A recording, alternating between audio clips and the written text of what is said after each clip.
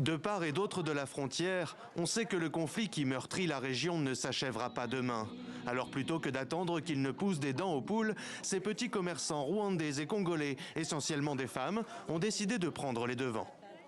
Le fait de commercer avec nos collègues rwandais va nous aider parce que nous allons tous nous asseoir à la même table. Nous allons vendre au même endroit, même s'il y a la guerre. Nous voulons que cette collaboration et l'amour persistent, que l'on continue d'être unis, qu'on partage au même endroit et que les autorités nous aident.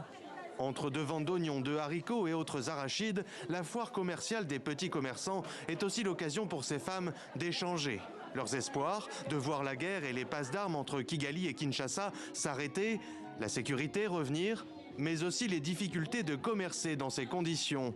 Depuis juin, les autorités congolaises ont décidé de fermer la frontière à 15 heures. Nous demandons aux autorités de nous laisser les frontières ouvertes, comme c'était le cas avant, quand elles fermaient à 18h ou 20h, pour que nous puissions continuer à faire du commerce avec nos collègues du Congo. Il faut aller en RDC avec nos marchandises pour les vendre maintenant, et c'est difficile avec une fermeture à 15h. Faciliter les relations de bon voisinage, favoriser la paix via les échanges commerciaux, c'est l'objectif de cette ONG qui a organisé cette foire.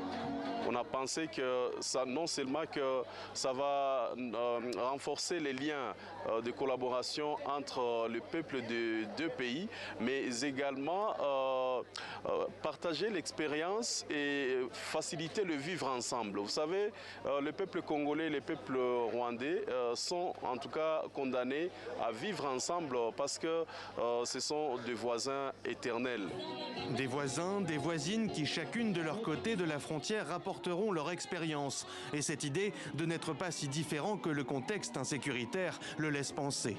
Un marché transfrontalier devrait être érigé à la frontière de Bukavu pour permettre aux petits commerçants congolais et rwandais de poursuivre leurs échanges.